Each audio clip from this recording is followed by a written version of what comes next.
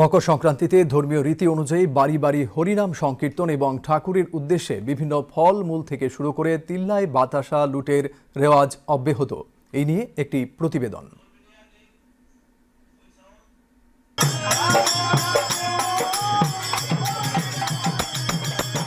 মকর সংক্রান্তি উপলক্ষে রাজ্যেও ধর্মীয় রীতিনীতি মেনে অনুষ্ঠিত হচ্ছে হরিনাম সংকীর্তন ও লুট। রাজধানীর বিভিন্ন এলাকার পাশাপাশি আগরতলার লঙ্কামোড়া আলপনা গ্রামে দেখা গেল এই চিত্র।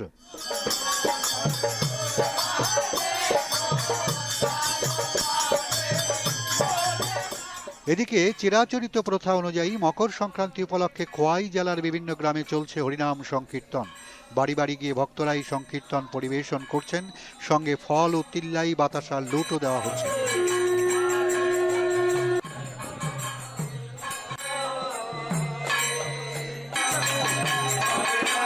আমরা প্রতি বছর নগর কীর্তনে বেরোই। এই দিনটিতে মহাভারতের ভীষ্ম দেহ রক্ষা করেছিলেন।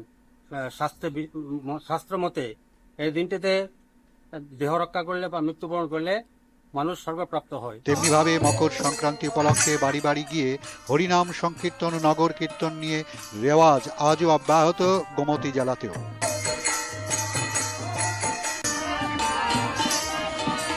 সব মিলিয়ে ধর্মীয় ভাবনায় রাজ্য জুড়ে মকর সংক্রান্তি উৎসবে মেতে উঠেছে মানুষ। দূরদর্শন সংবাদ, ত্রিপুরা।